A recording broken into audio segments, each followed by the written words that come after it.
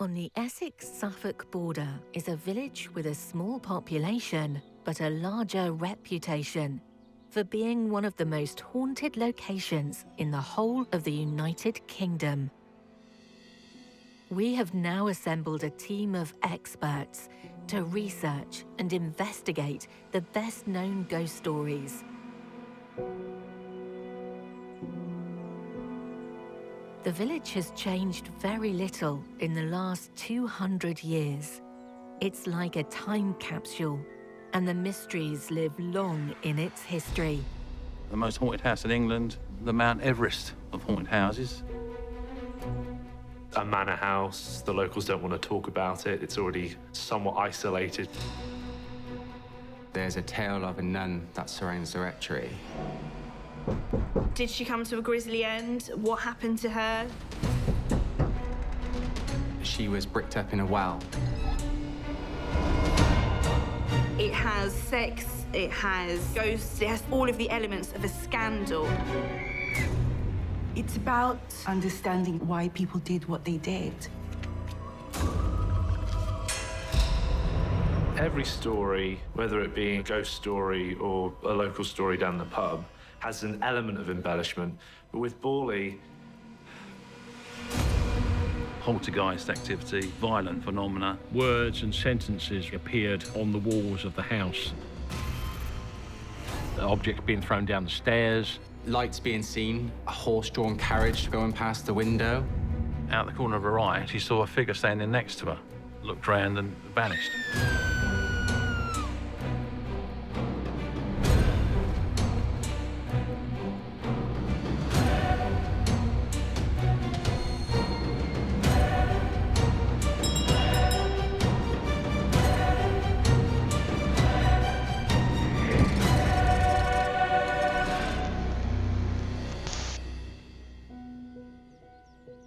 Borley Rectory was built under the guidance of the Reverend Henry Bull in 1862.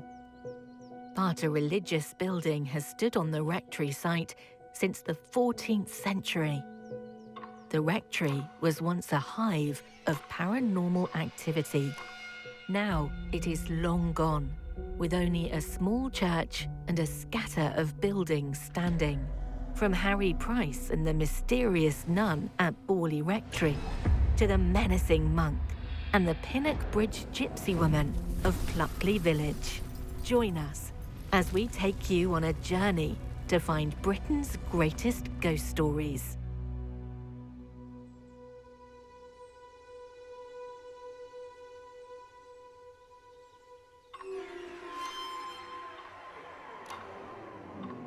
I'm Dan, and I'm a paranormal investigator.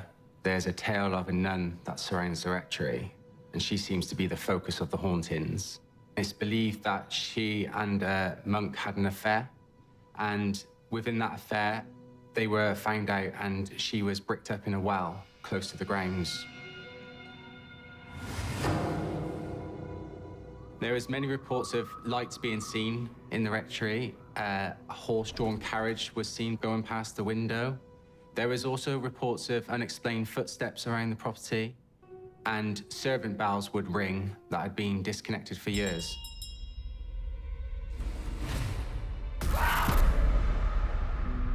My name is Rachel, and I am a private investigator.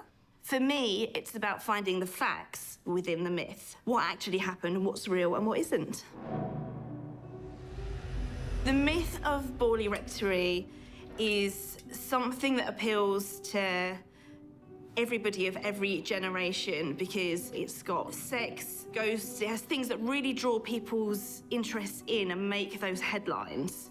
At the end of the day, these stories are rooted around human interaction, which was popular back in the day just as it is now.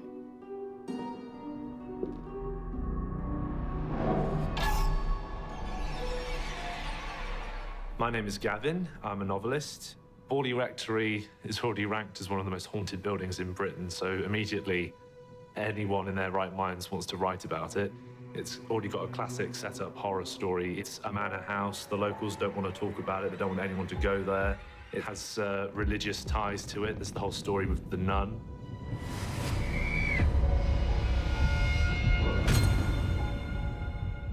I'm Serena. I'm a historian and an empath.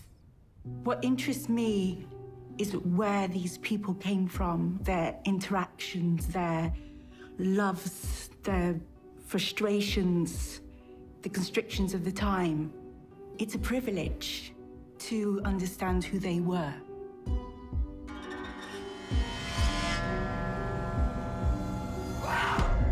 As a paranormal researcher, I'm really excited about investigating Borley. Just the energy and the feel around the area is amazing. As soon as you step onto the grounds, you can feel it straight away.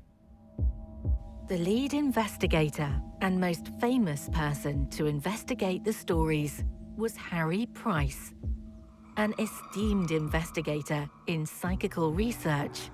He was one of the most famous names in ghost hunting. Price was different from other ghost hunters from his era and was ahead of his time in his methodical investigation techniques. At a secret location, our team will assemble. Their objective is to use modern-day techniques to examine the myths, history of the ghost stories recorded, their locations, and the people involved in them. They will seek the truth behind the headlines. Well, Borley Rectory, the most haunted house in England, the Mount Everest of haunted houses. I think because it ticks all the right boxes. When you think of a haunted house, a gloomy Victorian mansion in a remote part of England, surrounded by gloomy evergreens and cedars, and you people that with eccentric characters and eccentric clergy. You throw into the mix some romantic ghost stories, a phantom nun, a phantom coach, into what you could say is the more modern poltergeist activity. It's investigated by the foremost ghost hunter of the day, Harry Price. You've got an adjacent church, which is also subject to paranormal phenomena. And another major factor is why we still love it is that it's no longer there.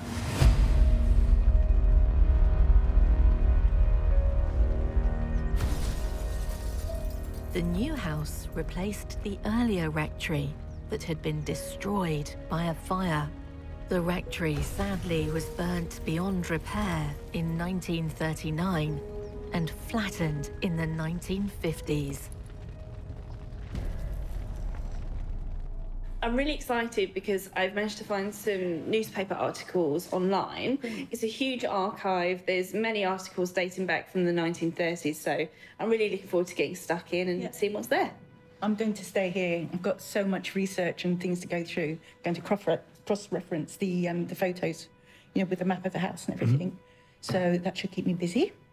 I'm going to check out the National Archives, I think, and look specifically at the ghost stories dated from the 1800s all the way up to now, just to see if there's been any changes or embellishments in the ghost stories. Get some inspiration. Exactly. I'm going to be concentrating on the science and using modern-day methods that Harry Price wouldn't have been able to use back then, and really focus on the hotspots around the area. Great. Perfect. Let's get started. Okay. Well, the nun comes out of the legend of Borley, where a Sister of Mercy is said to have fallen in love with a monk. Their liaison were discovered. They were punished by their superiors. The monk was hanged, and the nun mauled up alive. If you examine the locale, there was monastic buildings in Sudbury, which is only 2 miles from Borley.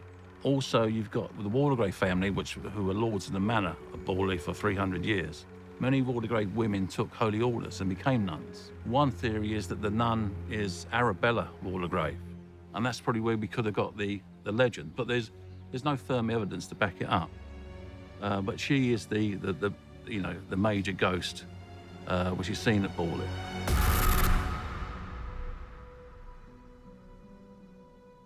Nuns live quite a mysterious lifestyle, and so therefore they can be the subjects of horror films and horror stories throughout the years. And so if there is actually a ghost at Borley, who is she and who is the real person behind this? Did she come to a grisly end? What happened to her? Where did she live? How did she come and go? These facts are often the things that get lost throughout the years, and it becomes more about the story of the nun rather than about the nun itself.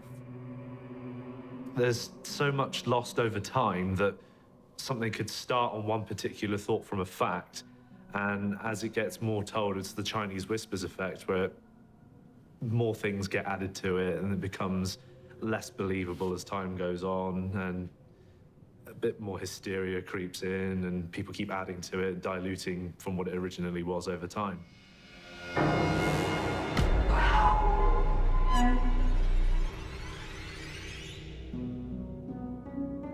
Harry Price was the foremost investigator of psychic phenomena in the interwar years, and it was a role that he more or less sort of created for himself. So Price went down to Borley in 1929 and met a reporter from the Daily Mirror down there, because they had been contacted by the Smiths, who were the incumbent at the time. The Smiths were experiencing alleged phenomena, apparitions and sounds and all kinds of things. Mabel Smith had a rather strange discovery one day. She opened one of the cupboards and there was actually a human skull. And the first time that Harry Price went to Borley, he experienced poltergeist-type phenomena, objects being thrown, things being broken. The Smiths moved out of Borley in 1929 because they'd had enough of it. And 1930, the Foysters arrived. Lionel Foyster, Marianne Foyster, and their little adopted daughter, Adelaide. They claimed that they experienced all kinds of outlandish paranormal phenomena. Wall writing has become a very famous part of the Borley stories, when words and sentences allegedly appeared on the walls of the house, written supposedly by supernatural means. There were certain phrases, Marianne, the name of the rector's wife, help, mass, light, prayers, connecting them to the phantom nun that was said to haunt the house.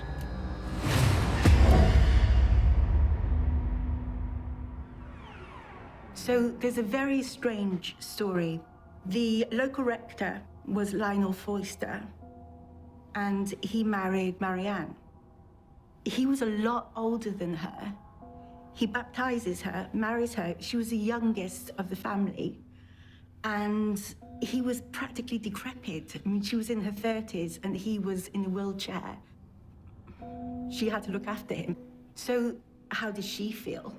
You can imagine being stuck in isolation with an angry man, decrepit, and she needed some kind of attention. Everything changed when Harry Price turned up. He comes in like a whirlwind and blows everything apart that she's known.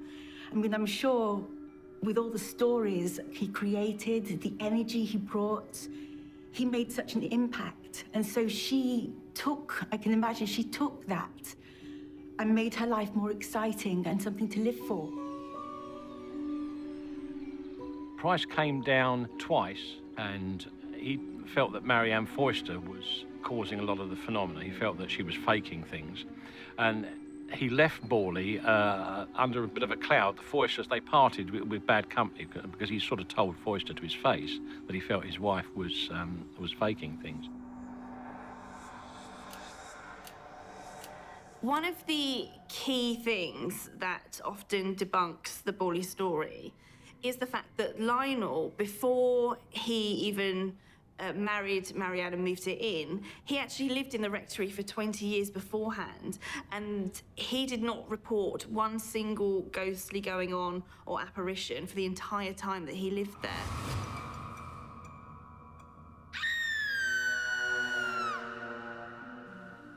Price was introduced to a gentleman called Whitehouse, and through his testimony, Whitehouse claimed that he'd experienced genuine phenomena at Borley in the 30s when the Foysters were there.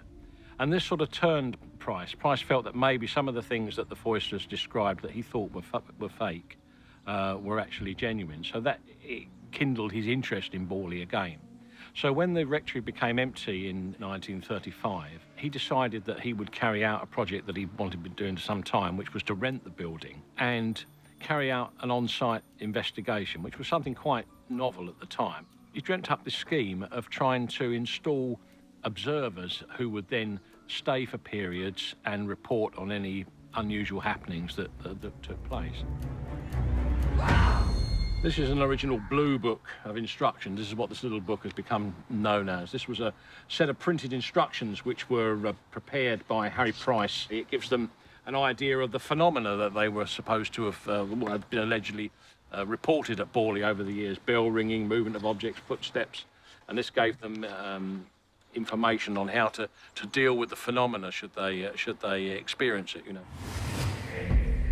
The Blue Room was said to be one of the most haunted areas of Borley Rectory, and they were asked to spend 1 hour in the Blue Room in complete darkness and monitor what happened, you know. There was supposed to be a recording thermograph that would measure rises and falls in temperature, because there was an area on the landing outside the haunted Blue Room which became known as the cold spot, where people were overcome by this sensations of unease and coldness. Another area was the lawn, and there was a summer house that Price's observers had to visit regularly. They had to stay there for an hour at dusk and watch to see if the nun appeared.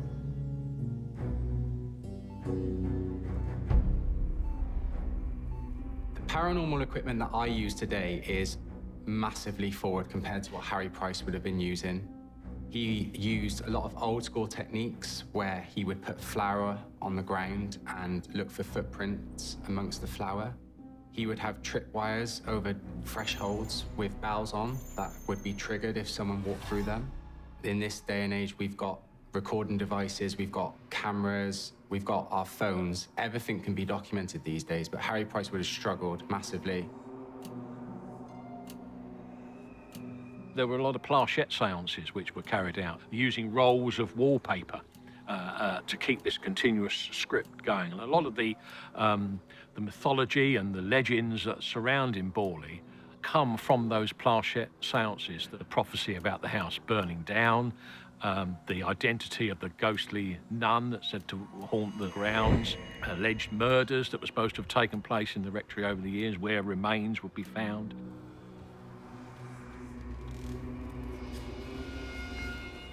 Harry Price ended up changing his own story, being the great showman that he was, because he was sent there by the Mirror to debunk some of the stories that had been sent to them, and he ended up presenting even more outlandish tales of things that he had recorded and personally seen.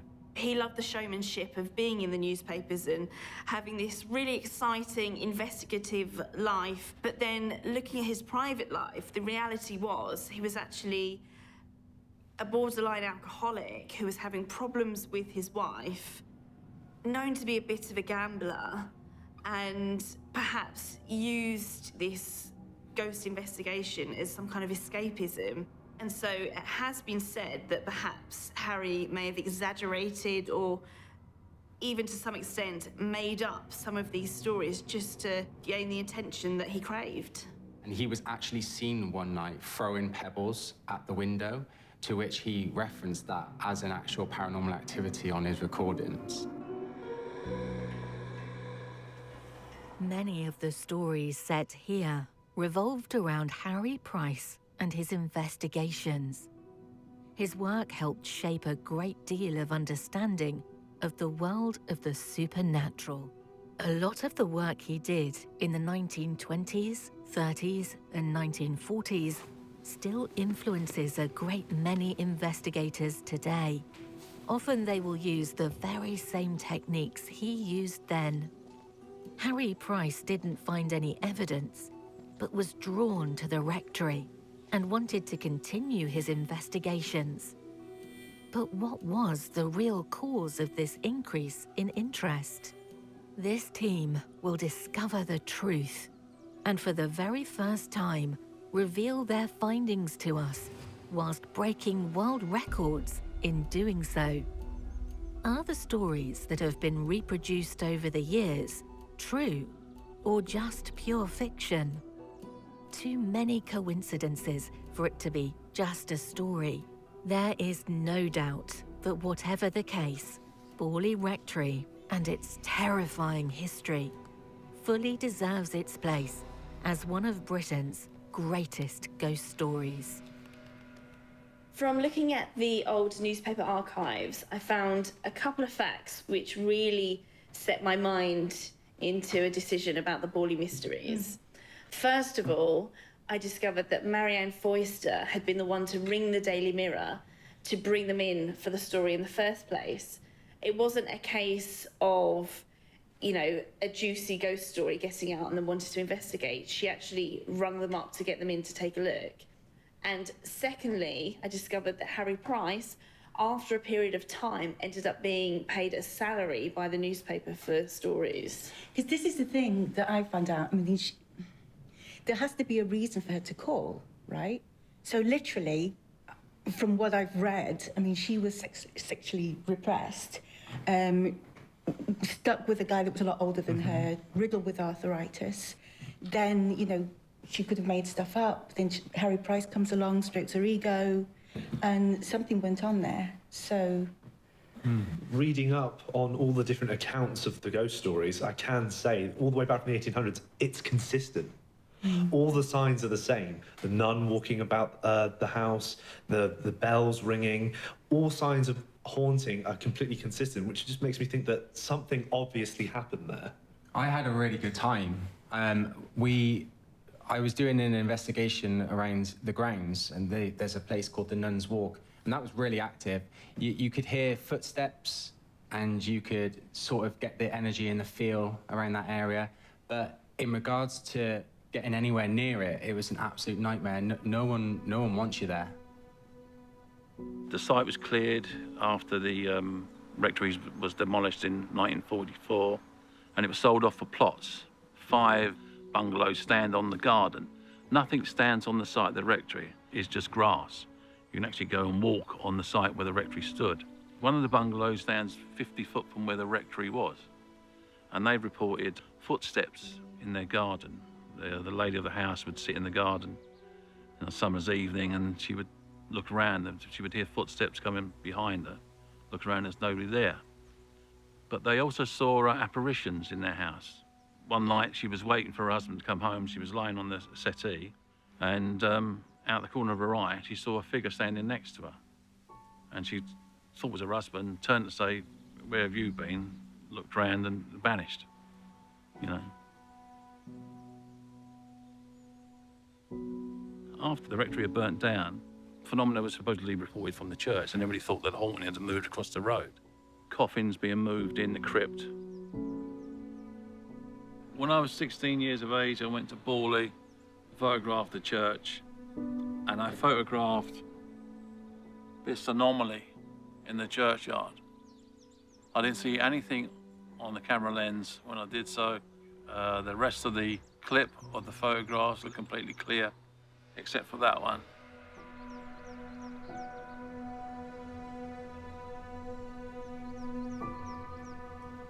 So from looking at the research and evidence, I've come to the conclusion that the mysteries surrounding Borley Rectory have been sensationalised and grossly exaggerated.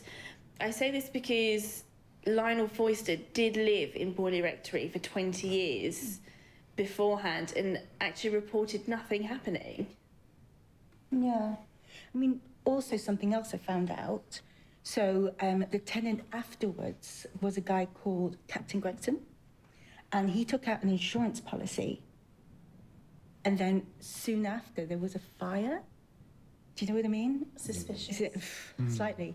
I think from the stories of the nun going back all the way to the 1400s, and then ghost stories sort of plaguing Borley Rectory from 1800s onwards, that something, with all the consistencies of the story, something happened there. So, and it has such a dark past that... Yeah, for me, I definitely think there's paranormal activity surrounding Borley, absolutely. And in all fairness to Harry Price, he documented every single piece of evidence that happened inside the rectory.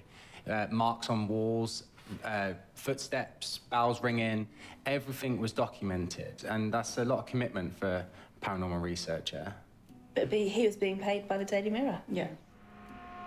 I do believe that there is ghosts that surround Borley, absolutely. I'm not convinced. It's that whole conversation that, you know, sort of with Marianne calling the paper. I think maybe with more time And maybe as technology gets better, they might be able to find something out in the future. I think there's something there, we just haven't unearthed it yet. I think if I had a bit more time there, I could definitely get some evidence.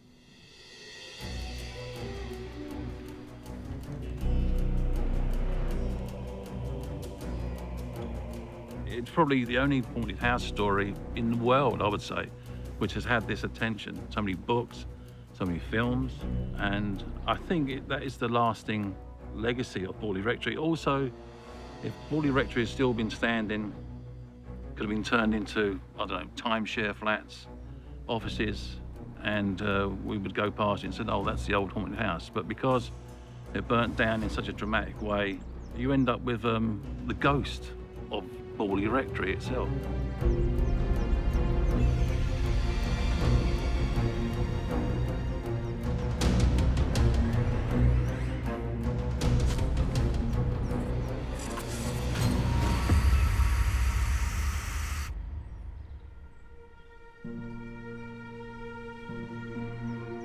This idyllic, beautiful English village, almost picture postcard in how it looks, has an altogether more grisly reputation. It has a large population of ghosts. Pluckley Village is the most haunted village in Britain.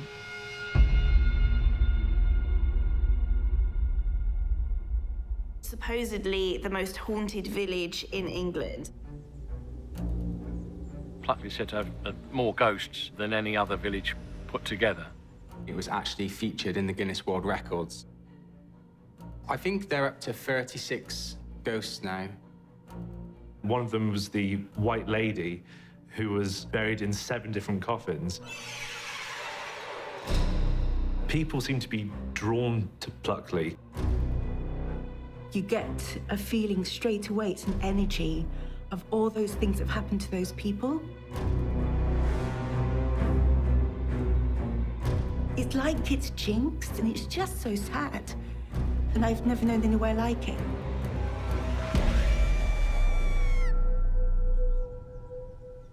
Pluckley is forever linked with tales of the supernatural. But why Pluckley? What exists in Pluckley's history that has made this seemingly one of the major epicenters of supernatural activity? Is there some kind of tragedy that exists in this village? Some kind of dark secret that haunts the streets? Ghost stories have long been passed down from generation to generation. This would be the case with Pluckley, almost as old as the time of William the Conqueror. People seem to be drawn to Pluckley for ghost tours, and it's been exposed to the media numerous times, so probably a lot more people already know about it, and it's so accessible that you can just go there by train because it's a village all in itself.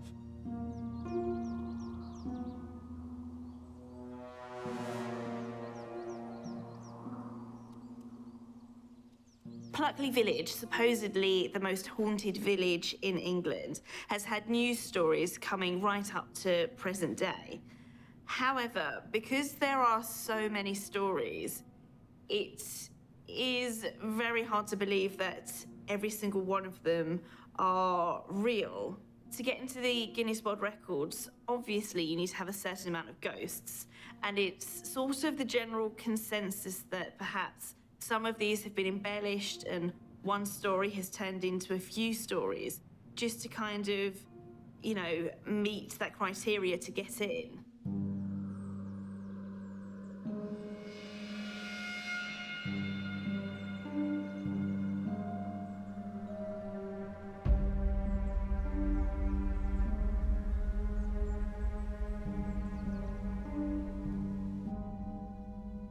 Pluckley has recorded up to 36 ghosts in all one village, and one of them was the White Lady, who was buried in 7 different coffins, which already sparks immediate interest.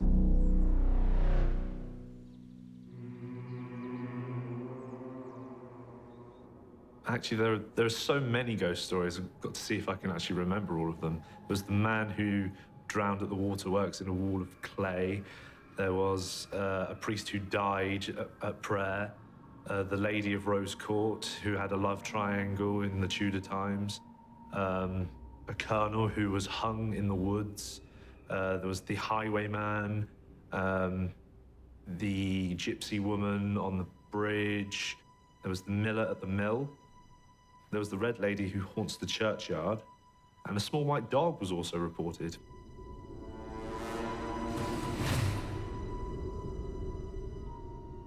It's quite an unusual story in a sense, because when you actually look at the facts, you need to determine, which of these are actually real and which of these are just hanging off another story.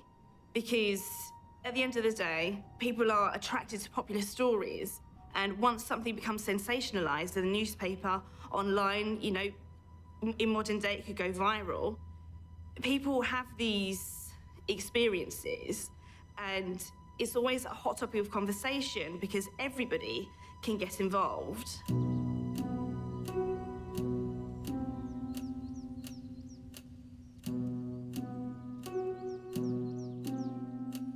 So I've been investigating the paranormal for 5 years now.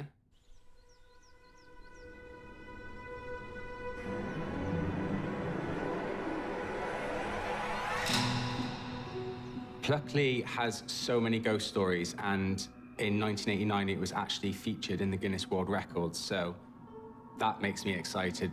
To be featured in a Guinness World Record is amazing. Pluckley village itself welcomes investigators, paranormal research teams to, I guess, enhance the ghosts that surround the village. There's many stories. I think they're up to 36 ghosts now around the village, but I think a lot of them have been 2 or 3 of the same ghost, just with a little bit of a different twist. So I'm gonna focus on the gypsy at the Pinnock Bridge. She's said to have drowned in the stream close by. I'd like to investigate the Lady of the Red Court, who was in a love triangle and actually killed herself. And I'm also gonna focus on the White Lady who lives in St. Nicholas Church. She was buried within 7 coffins. And I wanna elaborate a bit more on that and find out as to why that is, and a bit of a background behind her.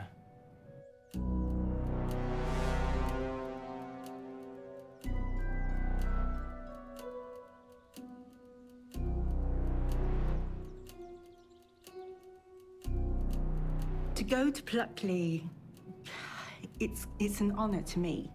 You get a feeling straight away, it's an energy of all those things that have happened to those people, which is fascinating. And just to delve in, because the people of Pluckley don't necessarily want to give you the information, but it's getting that trust from them so that you can find out who these people were and why they did what they did and what happened to them. Pluckley has been recorded as one of the most haunted villages in the United Kingdom, and events that have confused and astounded investigators for years. There was a lady who used to sell watercress, and it was her only income. So what she used to do is sell it on the bridge, and something very bad happened to her.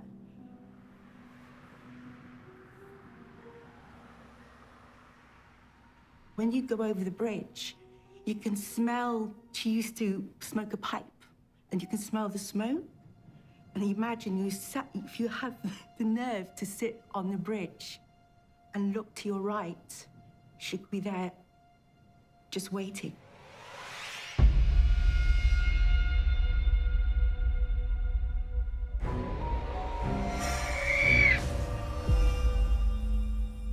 There's the Lady of Rose Court. Now, this was back in Tudor times. What happened was it was a love triangle. She was madly in love with this man. She thought that he had gone off. She poisoned herself. And then the worst possible thing. He came back for her, and she committed suicide. Again, another tragedy, and it's just so sad. Those that live in the village seemingly share this land with apparitions that may well prove that there is life after death. For years, Pluckley has drawn different experts in their field, driven to solving the mysteries of Pluckley Village. It is here our team will investigate. The team have assembled at base. They will seek the truth behind the headlines. Led by Dan Jones, this team have been working in Great Britain, investigating the most famous cases of supernatural phenomena in the United Kingdom. Pooling together their resources, knowledge, and the very latest in technology for ghost hunting. As the team move to start the investigation, what will they discover?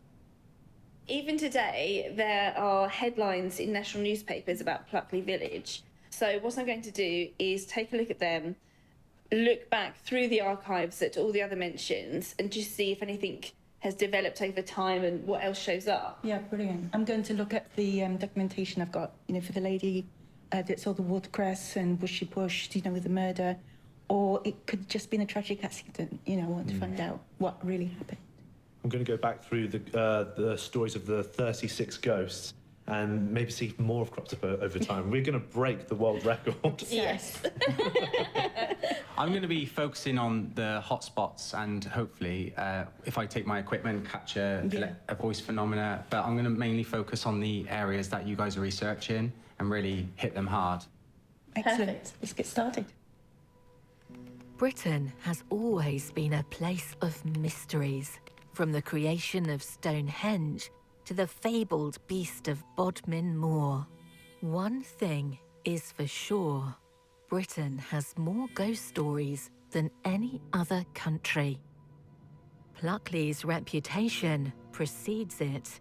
It is well known in the circles of psychical research. These researchers have gone over almost every inch of the village, trying to ascertain what took place and the stories behind these hauntings. Various accounts of unusual phenomena have been recorded or witnessed. The team will begin their work and hopefully discover the real truth behind Pluckley Village.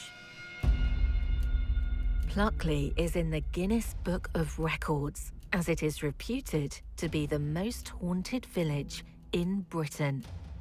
It is reputed to officially have 15, possibly even as many as 27 ghosts, if some of the local stories are true. Pluckley Village has had the reputation of being the most haunted village in England since at least the mid-1950s. Pluckley said to have more ghosts than any other village put together. There's a huge roster of phantoms at Pluckley. You have the haunted churchyard with the phantom dog, the lady with the red rose. There's the Black Horse pub, which has ghosts in there. There's the Coach and Horses, which clatters through the streets. The Hanging Man of Dicky Buss's Lane, the Phantom Miller, the Phantom Watercress Woman of Pinnock Bridge. There's the Phantom Highwayman at Fright Corner, the ghostly Tudor Lady at Rose Court, and the Phantom Monk at Greystones. And there's also the Screaming Woods as well.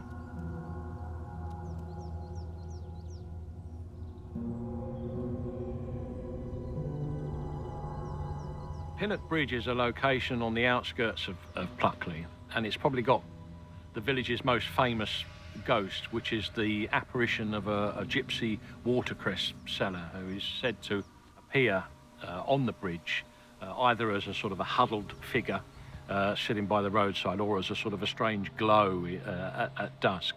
And she is said to have accidentally set herself on fire by smoking a clay pipe and died and burnt to death. And so she appears occasionally sitting beside this bridge.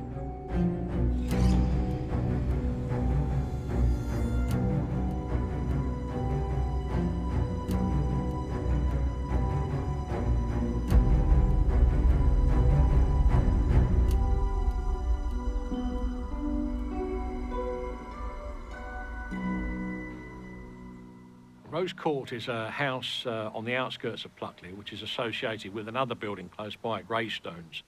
And there's said to be a ghost of a Tudor lady who haunts Rose Court, and she was romantically involved with a monk who lived at Greystones. And the result of this affair was that she committed suicide by drinking a draught of poisoned berries and died, looking out through the window towards Greystones in the distance. And her ghost is reported to be seen returning to Rose Court from time to time, where an apparition of a woman has been seen looking out of the window. Now, this seems to be a romanticised version of an actual event which took place in 1862 in the house, because Rose Court is not old enough to be a Tudor building. It's a later building. But there was a Victorian lady there who did actually commit suicide by taking an overdose of opium. So it could well be that the story of her suicide has had romantic elements grafted onto it, and so that this real incident has become the basis of one of Pluckley's ghost stories.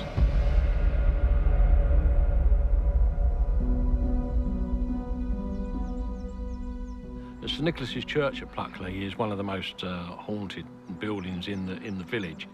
There's phenomena associated with the churchyard and the During Chapel, which is a prominent feature, which contains the tombs of the lords of the manor, the Durings and their wives. And that was investigated by a researcher called Frederick Sanders, who used to live in Pluckley. He wrote a book called Pluckley Was My Playground, which was published, I think, in the 1950s. And he investigated the During Chapel several times and claimed to have heard noises and seen strange lights inside there, knocking noises and things like that. In the churchyard, there's a phantom dog, an apparition of a woman in modern clothing, which I think 1970s modern would be the right period, because that's when the reports came from. But there's a famous ghost there of a lady in a red dress, who one of the Durings, who's buried in the chapel, with a red rose pinned to her dress, and she is said to be seen drifting through the churchyard, holding the rose in her hands from time to time.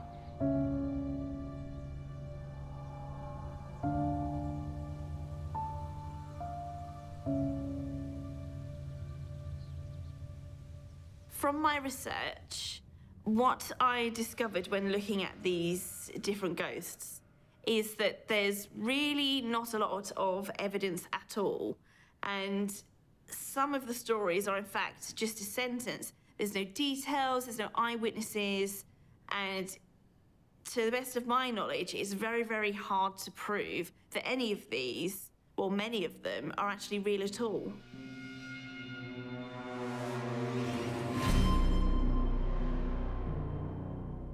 Well, I found it's a very, very strong energy, and it's just so sad, and it's just so tragic. All those things have happened to those people. So there's been huge tragic accidents, drownings, people buried in clay, like a love triangle, and she kills herself, and it's just so sad. And I just feel it's like it's jinxed. There's this huge amount of sadness that you feel as soon as you enter, and I've never known anywhere like it.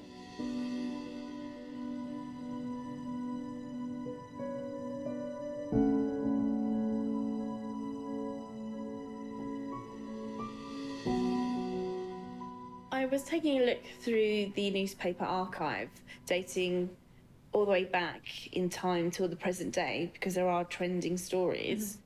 And what I discovered really is that there are a lot of inconsistencies and not a lot of facts. For example, it may have a brief description of a ghost, but it doesn't say who saw it, when, where, or what time. And so I just came to the conclusion that a lot of it could have been fabricated. Well, no, I don't get that, because the thing is, I've been going through all this research, and you're forgetting these are real people. It's just this huge amount of sadness. And the energy was not, it wasn't, it was really sad. And all these tragedies that have happened, it's not a sideshow, it's just that the ley lines that go around, the amount of energy that was here, and it was just a cry for help. While I agree with what you said about the inconsistencies in the stories, some of them overlap with each other, there are still so many stories there that there could potentially be something there at the heart of it that might even be going up to 50 to break the world record. Wow. You're obsessed. That obsessed. Yeah, so I tried to concentrate my paranormal investigation around the hotspots of the village. There was evidence there. I've got evidence documented, but it's a very close-knit community, and it's the same again. I was getting more doors shut in my face than open. But yeah, I definitely agree that some of the stories are true. I felt that, the energy there. It was, yeah, really good. Pluckley is a very old village in Great Britain. So old, in fact, that its earliest mention is in the Doomsday Book of 1086. Our intrepid team of investigators will work to hopefully uncover the truth. Dan and his team are completing their investigation of the site. After assessing all of the evidence and going through the newspaper articles, I've come to the conclusion that most, if not all, of the stories are indeed fabricated, just for the lack of substance, and there's no evidence of who said what at what time, and I just feel like a lot of it's been confused. No, I'm sorry, I don't agree. The fact is, the amount of energy that I've received, they're there. You can't just go by facts and stuff. You have to go by feelings. And you with your Guinness World of Records, they're trying to make up stuff, and you're factual and everything. It's just these tragedies happen to these people. So yes, I do believe in them. Well, as much as I want it to go up to triple figures for the Guinness World Records, I have to agree with Rachel. That's right. There's just too many overlapping stories, and the locals don't even seem like they can tell it properly for it to be consistent. I kind of agree with all of you. I get what each of you is saying. There is stories that I think have overlapped over time, and they kind of got lost along the way. But in regards to Pluckley being haunted, I definitely believe they've got a haunting going on there. Thank you. Absolutely. There's something there. Definitely, yeah. Pluckley, this mysterious and unusual village, is home to some of the most terrifying stories of ghosts ever to be told in Britain. Dan Jones and his team have worked together to try to discover the truth behind the stories, to build on the work of many investigations of the past.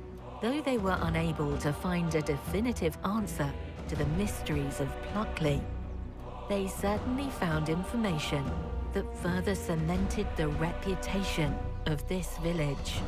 There is no doubt that this typical English village, with an anything but typical history, greatly deserves its reputation as one of Great Britain's greatest ghost stories.